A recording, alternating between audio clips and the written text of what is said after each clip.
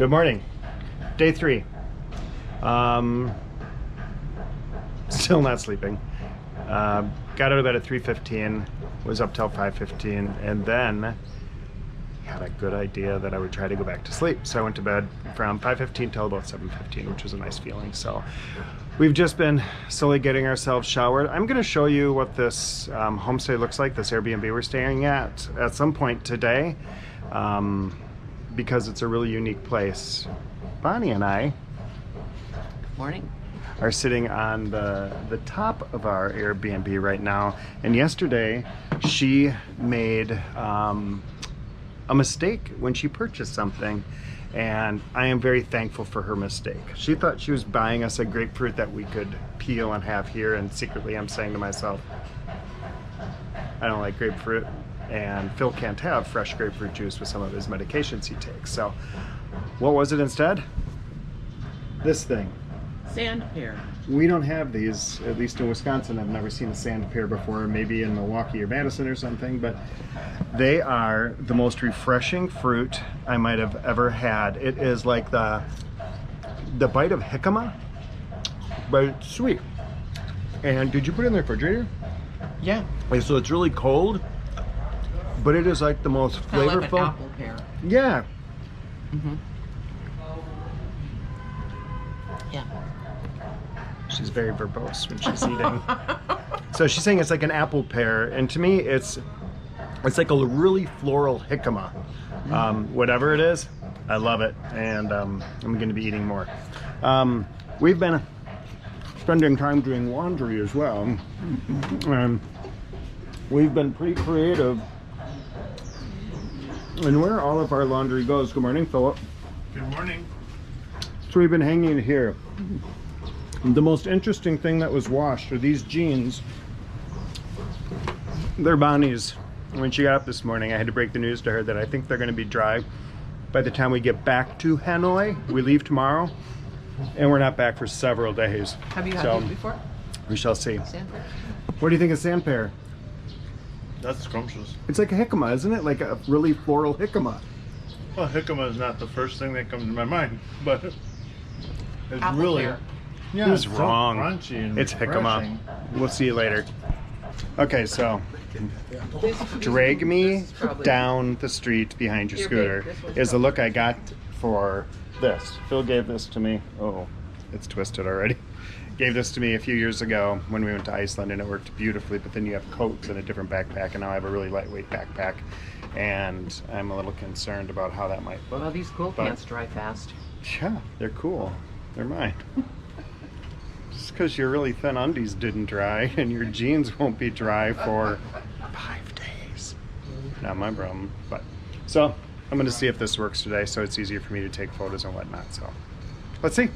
See ya. As I promised, I will do a full tour of the place, but when you come in, it's got this great little greeting for you for the Mountain Dreamers house. Still waiting for the dreaming part, but I'm convinced it's going to happen in a couple days when my body kind of gets on this time zone and my left arm or my right arm starts behaving. But to get in to our Airbnb, hello Mike, we've got several flights of stairs, so our Apple Watches are really happy with us right now. So there's a restaurant right next door to us to the left, and this, I believe, is the washing station, and we've been recommended to eat there, and they were washing liver and cutting liver up and everything right here, and I'm game. We're just a little afraid. I like foie gras, so maybe we'll see. But this is the alley we walk down, the corridor to get outside. Restaurant. You want to talk about electricity? This is how it comes in the building. And so you go from that relatively peaceful place, and here we are now, right on our main street. And it actually seems busier on a Tuesday than it did on a Monday. So we're gonna try to figure out where it is we want to go and eat, get a cup of coffee or whatnot. So we'll be back with you soon. Okay, so we're at the place next door to us, the place I talked about, the foie gras and the liver washing, and we're gonna give this a shot. And we went downstairs and sat at tables, and it looked like street food going on, so we sat down and I tried getting foie gras, which is a dried chicken pho. And she pointed at the board and didn't make sense, and then she pointed upstairs. So here we are now upstairs and excited to be here. These things. Okay, so we're back at it. We're trying to figure out what we're gonna order and whether we're gonna get fast food or not. I'm also trying to figure out if I've already ordered food, since these appeared on the table as I was pointing at that dried pho. So we shall see.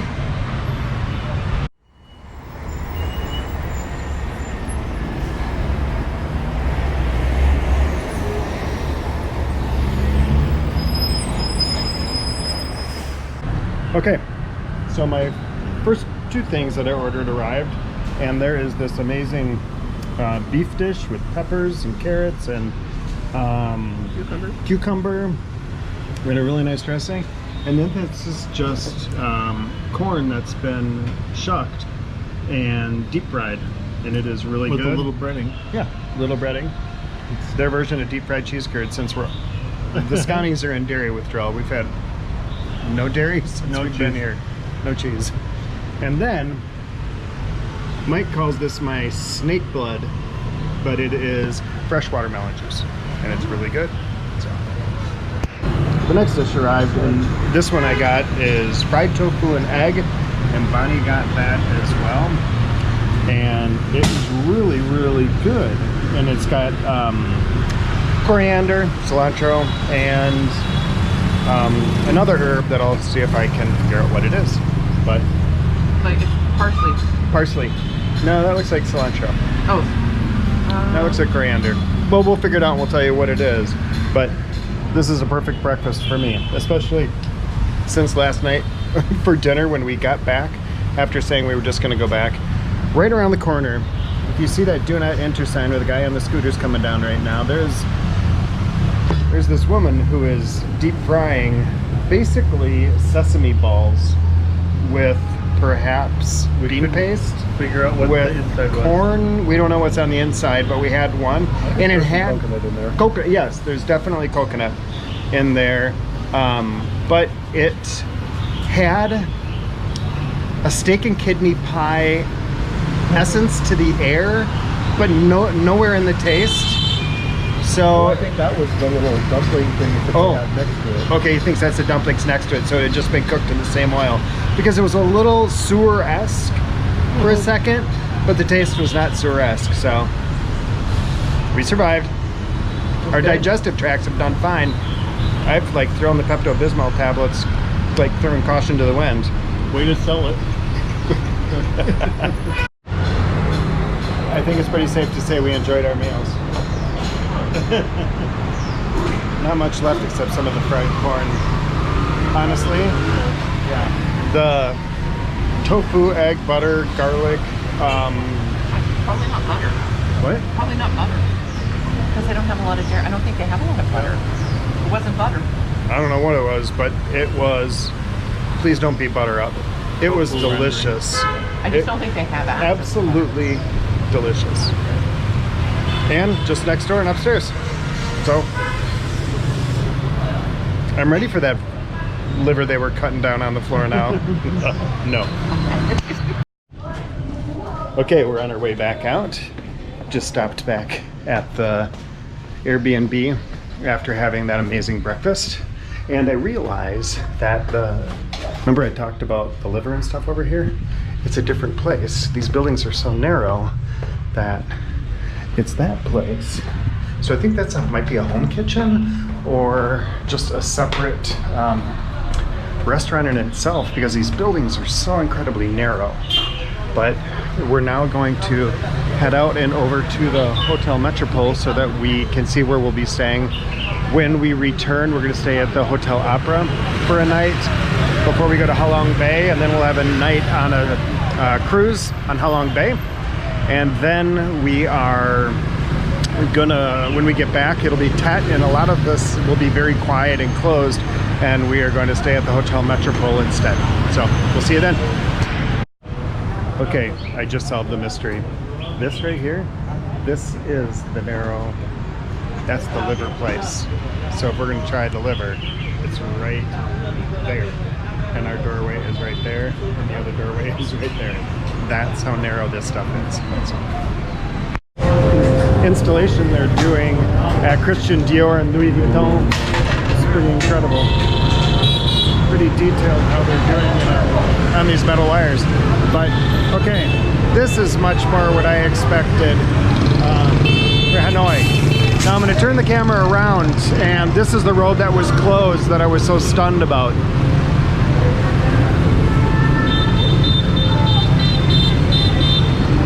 That's where all those little kids were playing in their cars. A little bit different on a Tuesday. All right, today, right now, is a little bit about reconnaissance, about what we're going to do when we get back, because we're staying in hotels for 3 of the last 4 nights. We're in the Hanoi, Halong Bay area. We're staying at the big white one right there for 1 night, and then we go to Halong Bay, and that's the Hotel Lapra, and right there is the opera building itself for Hanoi, and a huge Hilton right next to it. So this is a big roundabout. It's got Prada on the corner. No thank you. And it's pretty incredible because I've said no a lot. Max and Spencer, I've never said no as many times, even to you, as I've said here in Vietnam. So that should make you feel better. So, no, beautiful, beautiful building. I'm glad we'll be staying in this area when we get back. Okay, there's obviously a huge wealthy area here as well, because we have Vacheron Constantin and Piaget. Stephanie, I know you're not watching these, but thinking of you as I look at Piaget. And we've got Starbucks vanilla fig latte. I actually may have that on the way back. There's just this gorgeous building right up here I wanted to come up and see, that's got this beautiful orange vine all over it. As I said, we're definitely in the more affluent area. But then just like, you're in these affluent areas, and then you get things like this, and it's just such a dichotomy.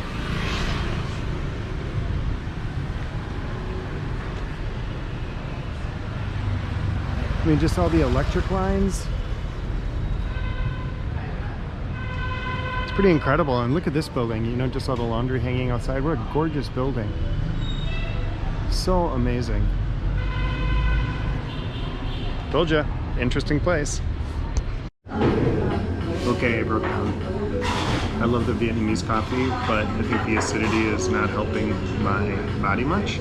And so we've come into Starbucks, and I'm getting a matcha, and Phil's getting cold brew, and Mike and Bonnie are getting something as well. We walked in, and the first thing Bonnie said is, "Oh, it smells familiar." It just made me giggle. So it's nice to be here. If you look out the windows right now, you could be in any city in the United States, you could be in Europe, you could be anywhere, because you are definitely out of the, what would you say, the culturally dense Vietnamese area, and you've entered kind of French, etc. area. So, but it's nice to be here, and I'm waiting for them to call my name. They don't ask for names, so they're not gonna mispronounce it. They ask, oh, let's see what Bonnie's name turns out to be. See if they play that game here, which drives me crazy. So, right? Okay, so what I was standing in front of is the modern, new part of the Metropole, the Sofitel. So we have just come around, and now this is more of the original where Graham Greene wrote The Quiet American.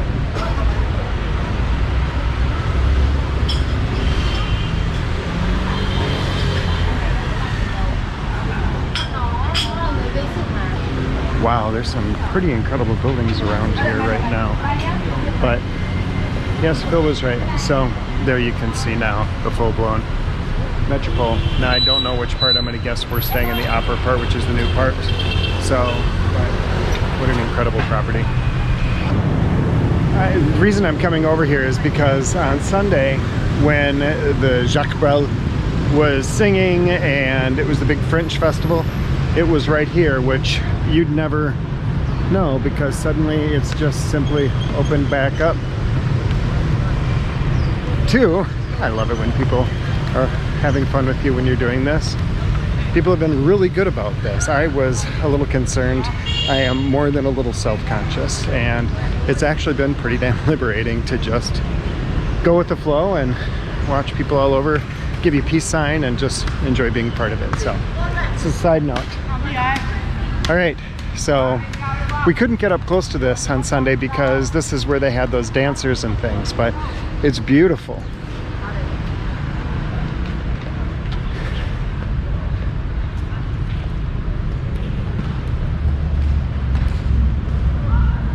And I absolutely love all of the incense that's burning everywhere. It just, I don't know. I hate cigarette smoke. I hate things like that, but I really love the smell of incense. Now, the person who did this is going to have some pretty shitty karma in my world. I mean, really? Who puts their cigarette there? Don't do that!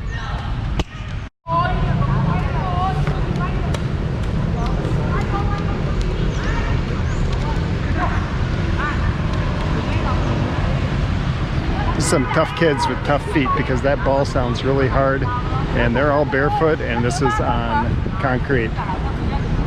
So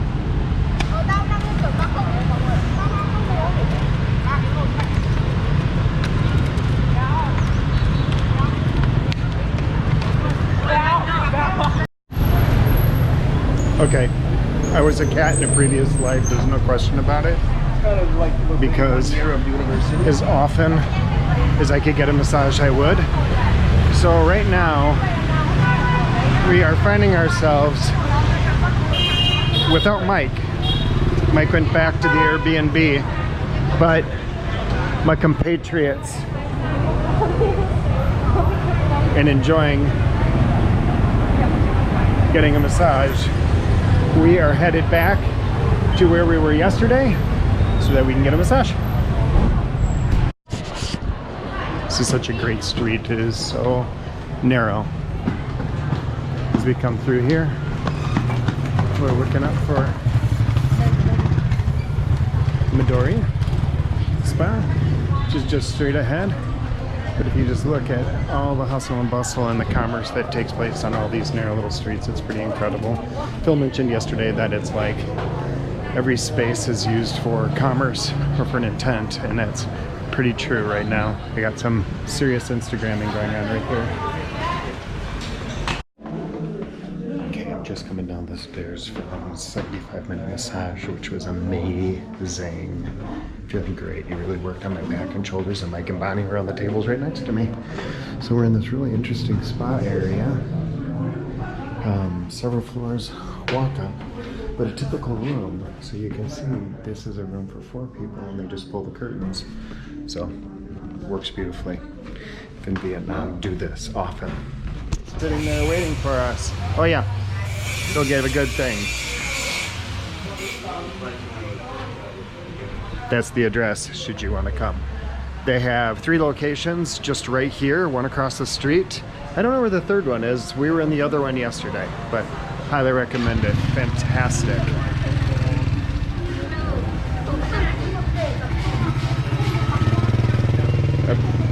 The senses just get you right away. You come out, and I would love to buy all that fruit, but I have to be careful. I have to be able to see them peel it and where they're peeling it and whatnot. So it's a little bit of a bummer because it all looks so amazing. And let me tell you what, there is serious Instagram game going on in Hanoi. Asians got Instagram on all of y'all.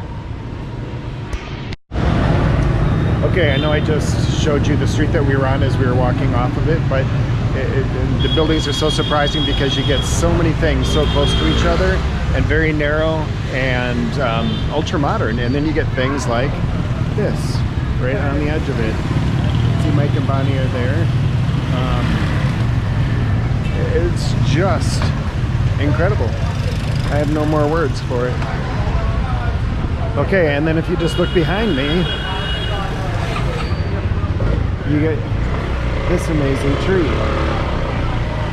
So what I find so surprising is how respectful they are of the trees in the communities, because they're letting them grow, they're not cutting them down. Well, we all know they don't give two F's about power lines and stuff, so unlike where we are, where they cut everything within like 40 feet of a power line, here, hey, let things grow. Okay, we were here yesterday and the day before that because, well, you'll recognize it. I want to be able to light a candle for my brother, as not going to get choked up. Every time we traveled, since he was diagnosed with cancer, we've gone into a church and lit a candle for him every time. So now we're going to light one and say, take good care of him elsewhere, and that we miss and love him. Okay, we had a minor crisis averted because this man right here, I pick on him for having everything and holding on to everything. He packed a pair of pants, or else I would not have been able to go in and light that candle. So I just changed right out here and put a pair of pants on and went in there and lit the candle for Mike.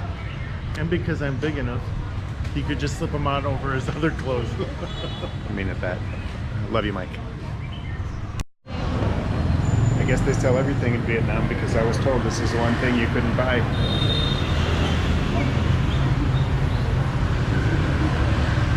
So tempted to go in. I could use some. Okay, I just ordered sticky rice and coconut. And they actually shave it here, which is pretty cool. So he was just shaving it all, and then they're gonna grab the sticky rice out. Mango coconut sticky rice. Mango. So this should be pretty interesting. I'm excited about it. Okay, so now he's getting the gelato part to put on. Let's see.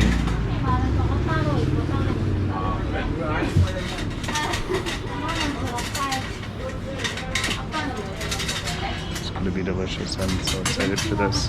You excited for yours? I'm excited, yes. Good. Mike is. Excited for everything. He's excited for everything, which is great. So now I'm going to try and tell you all what I'm tasting here. I'm trying to get a little bit of everything. So you see the green sticky rice, and then they've got the toasted coconut, and the toasted coconut's a little sweet. And the rice is still warm. That's so nice. And I'm trying to get into the gelato. Oh, here we go. All right. Oh, there. I got it all now.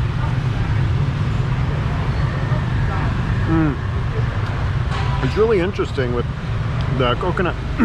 Excuse me. Excuse me. Prepared 3 different ways.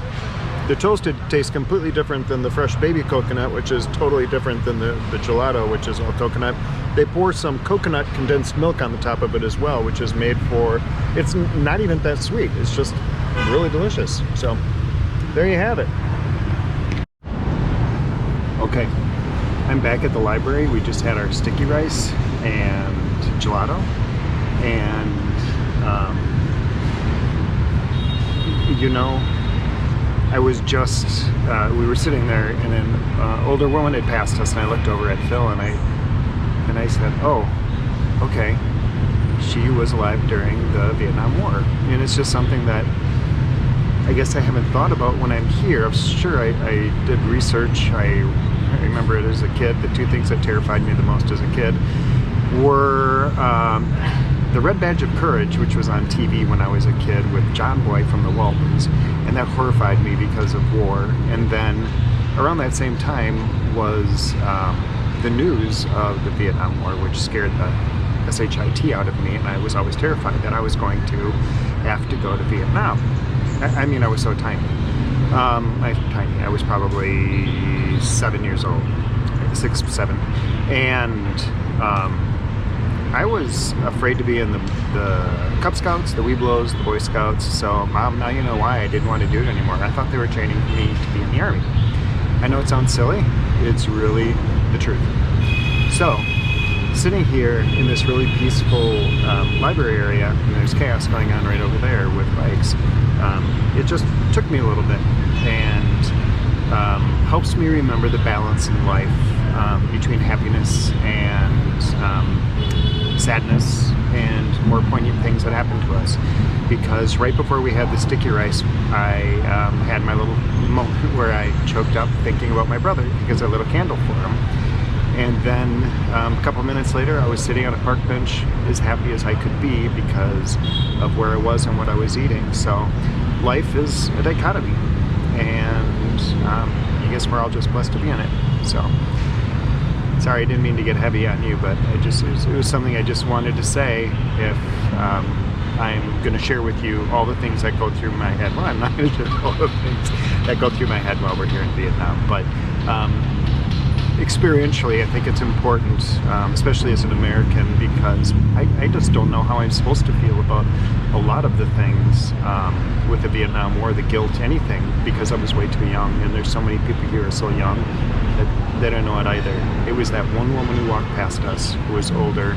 She looked worn and very serious, and that's what brought this post on.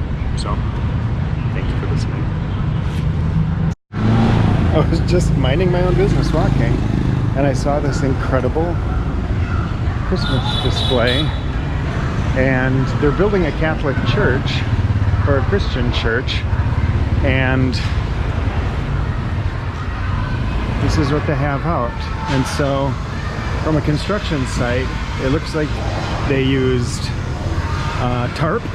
They spray painted tarp. We see cherry trees, cherry blossoms everywhere, and then they've got a very non-Vietnamese, unless it's in Sapa, where they have deer and sheep, and it's just very cool.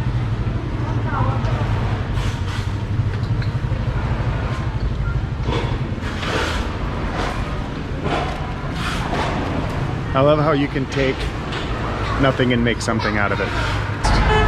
Okay, now I just came across this.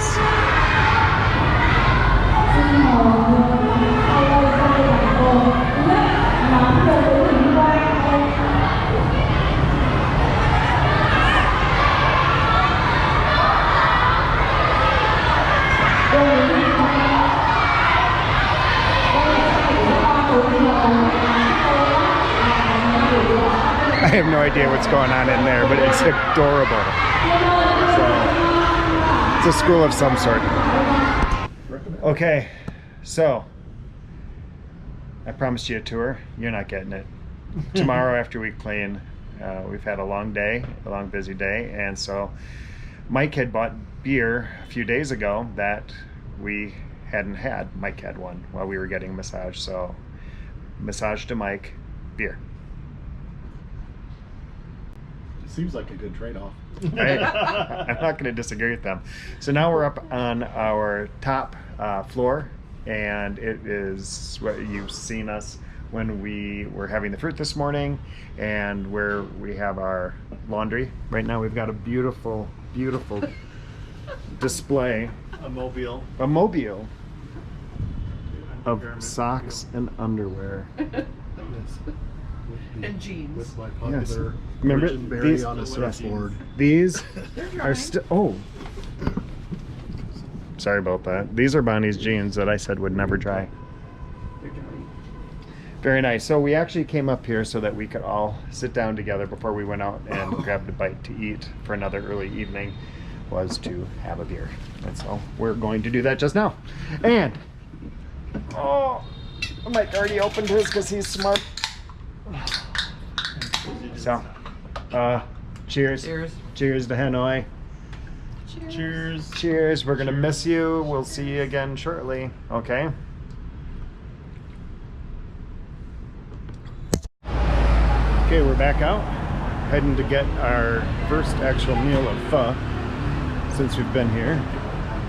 And then we will go back and try to get everything packed up at the Airbnb so that we're ready to go at 10:45 tomorrow morning and have kind of a stress-free time. As I promised, I will do a better job of showing you what that Airbnb looked like tomorrow once it's cleaned again, because Phil's in my room is very small and it honestly looks as though a bomb went off in it. So it's nice to be out at night again, and we perhaps might be meeting up with Mango, who took us on our food tour later. So have to see how we're all feeling after having our supper.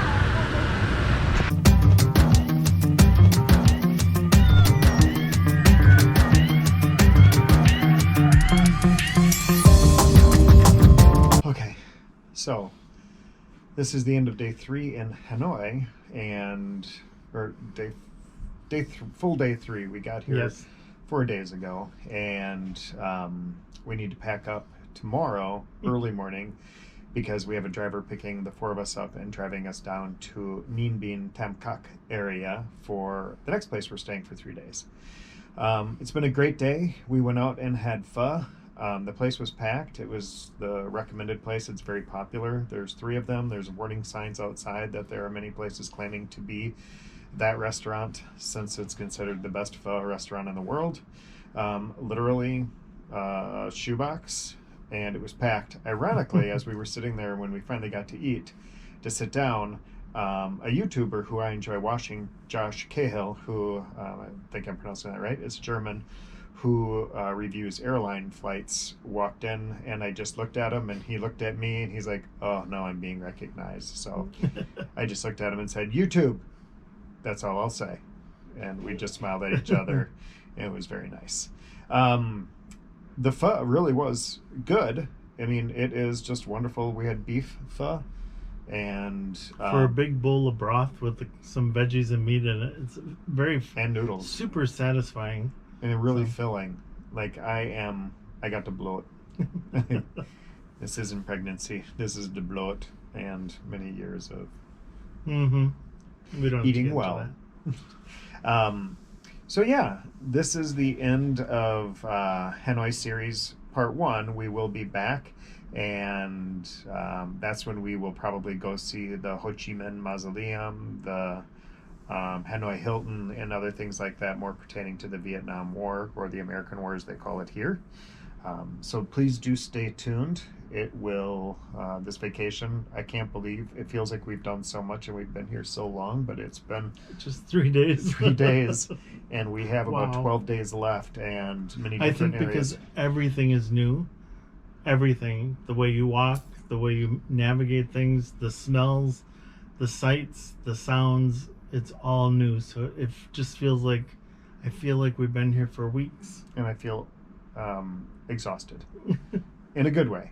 Yes. And a bad way. Very exciting. I feel exhausted from when you come from Door County, from small town Wisconsin, and it's very pastoral and very quiet, and I've basically been a shut-in the last 8 weeks recovering from my rotator cuff surgery, and so it's nice getting back out and walking as much,